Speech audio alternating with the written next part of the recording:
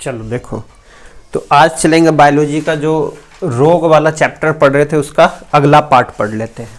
समझ गए? पिछला पार्ट हमने क्या पढ़ा था?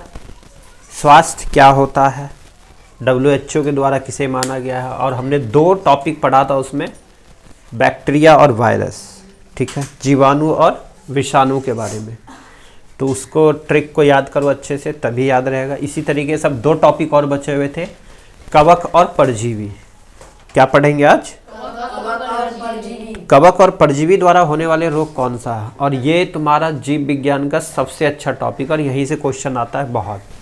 तो चलो आज पढ़ते हैं बायोलॉजी के जीव विज्ञान का तुम्हारा ये कौन सा चैप्टर है? रोग वाला। स्वास्थ्य और रोग जो दिया हुआ है उसी चैप्टर का ये। तो यहाँ से चलेंगे कवक। कवक को ही हम लोग फफूंद भी बोलते हैं। क्या बोलते हैं? फफूंद। फफूंद को ही, या कवक का ही इंग्लिश नाम है फंगस। तो इसको याद कर लेना, अगर तुम्हें समझ नहीं आया एग्जाम में तो वहाँ पढ़ लेना, इसी का नाम क्या है? फंगस। फंगस द्वारा होने वाले रोग। फंगस द्वारा कौन कौन से रोग है? ये कैसे हो जाता है? शुष्क मौसम में ये ज़्यादा फैलता है, जैसे बारिश के मौसम में फैलेगा, या हल्का शुष्क मौसम हो, ये पसीना चल रहा, उस समय ये ज़्यादा रोग फैलता है। तो यहाँ से चलो चलते हैं ट्रिक। इसका क्या ट्रिक है? तो यहाँ से याद कर लेना, खुद गए दाद। क्या याद करोगे? खुद गए दाद। ख से खुजली। खुजली को हम खाज कहते हैं। ये खुजली बीमारी जब हो जाए, जब तक हम उसको नोचेंगे नहीं तब तक हमें चैन ही नहीं मिलता है ना? ऑटोमेटिक ही नोचना पड़ता है। समझ गए? इसलिए इसका नाम ही है खुजली, है खाज ना। कितना ही कोशिश करोगे नहीं नोचे, फिर भी नोचना पड़ेगा, इसलिए इसका नाम ही है खाज। समझ आया? खाज क्यों नाम रखा गया? तो खाज यानी कि करोगे ही करोगे। उसके बाद देखो, द से है दम्मा। अगर शरीर को अच्छे से साफ नहीं रखोगे तो खुजली तो होगा ही होगा, ये अलग बात है, और क्या हो जाएगा? दम्मा। दम्मा हो जाती है सांस की बीमारी, उसका सांस फूलने लगता है। सुने ना, सांस की बीमारी होगी, इसको खांसी भी अगर होगा तो वो जल्दी सही नहीं होगा। तो ये दम्मा बीमारी हो जाती है। अगर सीढ़ी पे यहाँ ऊपर चढ़ने दे तो ऊपर आएगा तो पहले 2 मिनट बैठेगा, आज तक हमारा सांस फूली है ना। तो ये हो जाता है दम्मा, इसी को कहते हैं दम्मा। समझ आ गया दम्मा क्या होता है? तो इसका भी कोई उतना इलाज नहीं है, तो इसके लिए तुम दवाई लोगे, थोड़ा थोड़ा आराम मिलता है। इसी तरह से चलो अगला चलते हैं, गए। गए मतलब गंजापन, ठीक है। इससे क्या हो जाता है? ज़्यादातर ये पुरुषों में होता है, महिलाओं में बहुत ही कम मिलेगा। किसी किसी महिला को तुम देखोगे, जैसे हम कल मॉल गए थे, वो महिला को देखे थे तो उसके भी बाल उड़ गए थे, तो वो लोग तो बिक लगा लेती है। तो मतलब 100 में से 1-2 ही महिला होगी जिसको ये प्रॉब्लम आता है। समझ गए? यहाँ के बाल जो होते हैं हल्के उड़ जाते हैं बहुत सारे, ज़्यादातर ये पुरुषों में पाया जाता है, ठीक है। तो ये हो जाती है किसके कारण? फंगस के कारण होने वाली बीमारी। इसमें क्या आ जाती है? उनके गंजापन छा जाता है, ठीक है। चलो अगला है, लास्ट है दाद। दाद होता है दाद। दाद में होता है रिंग वॉर्म भी कहते हैं हम इसको। क्या बोलते हैं? रिंग वॉर्म कहते हैं। इसमें ऐसे गोल रकम चकते हो जाते हैं, ऐसे लाल लाल, समझ गए? दाने टाइप के निकाले, इसे दाद कहते हैं हम लोग। क्या कहते हैं? दाद। तो याद हो जाएगा, इजी है, याद करोगे। कवक द्वारा होने वाले रोग ये इजी है।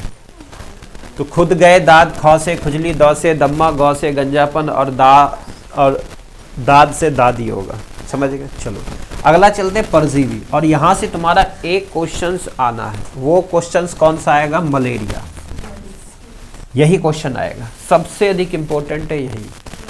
तो प्रोटोजोआ परजीवी है, परजीवी को हम इंग्लिश में बोलते हैं प्रोटोजोआ। कभी कभी परजीवी लिखा रहेगा, कभी कभी प्रोटोजोआ, इसलिए दोनों याद करना जरूरी है।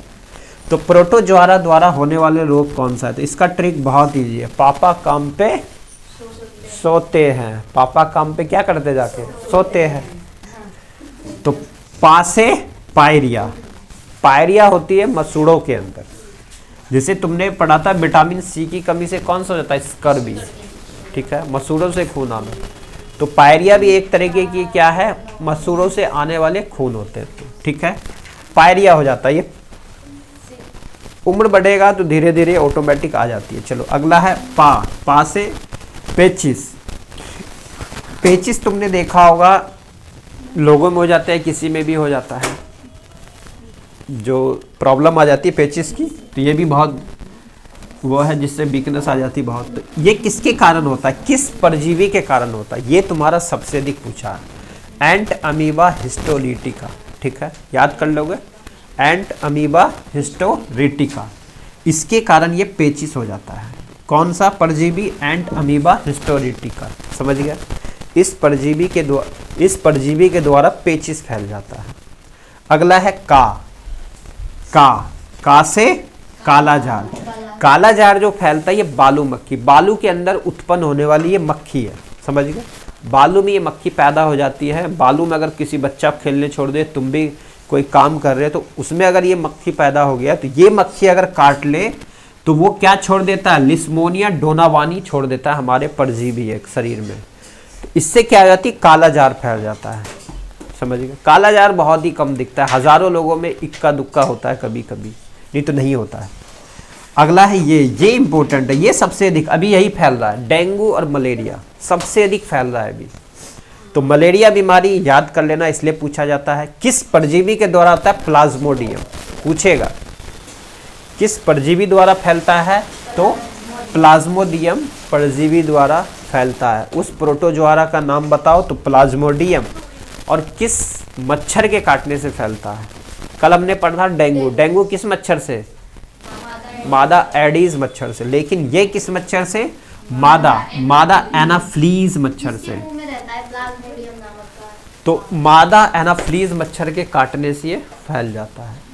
जब ये डंक मारता है तो हमारे शरीर में क्या छोड़ देता है, प्लाज्मोडियम। तो ये प्लाज्मोडियम का जब तक हमारे शरीर में परजीवी रहेगा तब तक हमें क्या बुखार आता है, छूट जाता है, समझ गए। उल्टियाँ होंगी, बुखार होंगी, और भी रीजन हो सकता है, तुम्हारे शरीर के ऊपर डिपेंड करता है। शरीर कमज़ोर होगा तो ज़्यादा इफेक्ट डालेगा। डेंगू भी इस इंसान को होगा जिसका शरीर कमज़ोर होगा तो वो सह नहीं पाता है ना। इसी तरह से मलेरिया भी है। अगला है सोने की बीमारी, ठीक है, क्योंकि पापा काम पे सोते हैं तो सोने की बीमारी, ये भी बहुत ही कम देखने को मिलता है। सोने की बीमारी जो होती है सीसी मक्खी के काटने से होता है। किस मक्खी के काटने से, घर में इसलिए मक्खियाँ आ रही है तो अगर वो भी काटे तो तुम बीमार पड़ सकते हो। तो यह है सीसी मक्खी। ये किस परजीवी के द्वारा होता है, तो इसको भी याद कर लोगे, ट्रिपेनोसोमासिस के द्वारा, ठीक है। ट्रिपेनोसोमासिस या ट्रिपेनोसोमिया भी बोल सकते हो, समझ गए। ट्रिपेनोसोमिया बोल दो, ये ट्रिपेनोसोमासिस के कारण होता है। ये कौन सी बीमारी हो जाती है, सोने की बीमारी हो जाती है। तो परजीवी का ट्रिक क्या है, जिसे प्रोटोजोआरा भी कहते हैं, क्या है, पापा काम पर सोते हैं। और कबक का क्या है, खुद गए दाद। और इससे पहले तुमको क्या लिखवाया है, बैक्टीरिया। बैक्टीरिया यानी कि बैक्टीरिया यानी कि जीवाणु। जीवाणु का ट्रिक क्या है, इसको भी याद करोगे, क्या है, डीप सिटी का कुटनी है। डीप सिटी का कुटनी है। इस पे पूरा बिठा के आओगे होमवर्क, कम से कम 4 से 5 बार लिखना है। डीप सिटी का कुटनी है। डी से डिप्थीरिया, पी से प्लेग, सी से सिफिलिस, टी से टिटनस, का से काली खांसी, कौ से कुष्ठ रोग, टी से टेटनस, और नी से निमोनिया, है से हैजा, समझ गए। अगला है विषाणु द्वारा होने वाले रोग। विषाणु यानी कि वायरस। तो वायरस से कौन कौन सा लोग रहा, एडे पैचे खटरे ही मेरे, एडे पोइचे छोग खटरे हीम हड़े। ये फिक्स कर लो दिमाग में।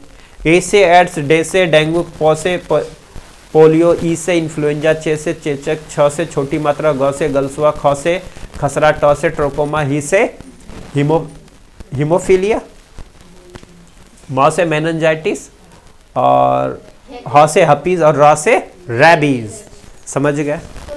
तो अब देखो एग्जाम में कैसे पूछता है, यहाँ पूछ लेगा बताओ कि रैबीज बीमारी जो होती है वो जीवाणु के द्वारा होता है या विषाणु के द्वारा। लगेगा यार बड़ा इजी पूछना, चलो मार क्या आओगे, जीवाणु या विषाणु, तो विषाणु के द्वारा। लेकिन वहाँ जीवाणु पहला ऑप्शन है और वही मार के आओगे एग्जाम में। और 10th में तो ये पूछता है, भड़ के पूछेगा, और गलती करोगे ही करोगे।